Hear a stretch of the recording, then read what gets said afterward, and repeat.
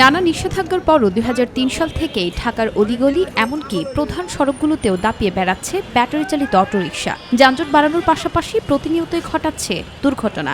আর তাই এবার কঠোর নিষেধাজ্ঞা হাইকোর্টের দিয়েছেন ৩ দিনের মধ্যে ঢাকা মেট্রোপলিটন এলাকায় ব্যাটারি চালিত অটোরিকশা বন্ধের নির্দেশনা।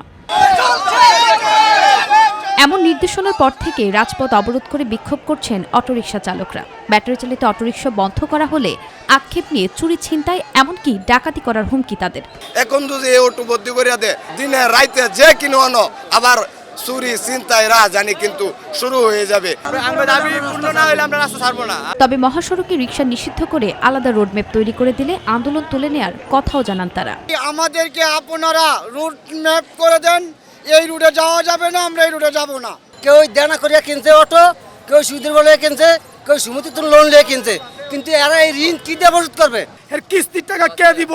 এর থেকে আমাদের মেরে ফেলেন, একবার মেরে ফেলেন, হুট করে বন্ধ না করে দিয়ে। অটো যদি না চলে, গরিবের পেটে যদি লাথি পড়ে, এমন হাজার হাজার আবু সাইদ অটো রিক্সাওয়ালা আছে, বুক পেতে দিবে, চুরি খাবে, অটো চলতে হবে, অটো চলবে।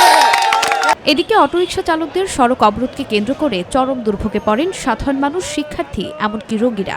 জানান ভোগান্তি কেন্দ্রিক তাদের আক্ষেপের কথা। যে জায়গায় 10 মিনিট লাগে সেই জায়গায় ঘন্টার পর ঘন্টা চলে যাচ্ছে। যে কারো যে কোনো সমস্যা হলে মানুষ অবরোধ করে, প্রবলেমে পড়েছে আমরা আমজনতা যারা আছি। প্রত্যেকটা মানুষেরই এখানে অসুবিধা হচ্ছে। স্কুল এখন বাসা যাবো কিভাবে জানি না, আমি বাসা যেতে পারছি না। স্থায়ীভাবে কোনো সমাধান করা উচিত। তবে আন্দোলনকে কেন্দ্র করে সাধারণ মানুষের ভোগান্তি নিরসনে পুলিশের পাশাপাশি রাজপথে সরব থাকতে দেখা গেছে শিক্ষার্থীদের। যেগুলো ইম্পর্টেন্ট গাড়ি সেগুলো আমরা ছেড়ে দিচ্ছি, পাবলিক ট্রান্সপোর্ট অফ করে দিচ্ছে, কারণ আমরা তো এই জন্য রাস্তায়। স্টুডেন্টদেরও আসার কোনো রাস্তা নেই, পাবলিক অ্যাম্বুলেন্সও ছাড়তেছে না। হাইকোর্টের দেওয়া নির্দেশনা পালনে ঢাকা মেট্রোপলিটন পুলিশের ট্রাফিক বিভাগ কাজ করছে জানিয়ে বাস্তবায়নে সকল শ্রেণী পেশার মানুষের সহযোগিতার আহ্বান ট্রাফিক বিভাগের অতিরিক্ত পুলিশ কমিশনার খন্দকার নজমুল হাসানের।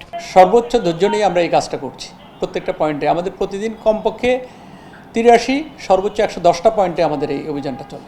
আমি কাজ করছি, বাকিটা হলো সবার সর্বাত্মক সহযোগিতা লাগবে। ঢাকা মেট্রোপলিটন এলাকায় ব্যাটারি চালিত অটোরিকশা একেবারেই বন্ধ করে দেয়া হলে তার আগে অবশ্যই পুনর্বাসন করার দাবি চালকদের। তা না হলে রাজপথে থেকে কঠোর আন্দোলনের হুঁশিয়ারি তাদের। নুসরাত শারমিন, মাই টিভি, ঢাকা।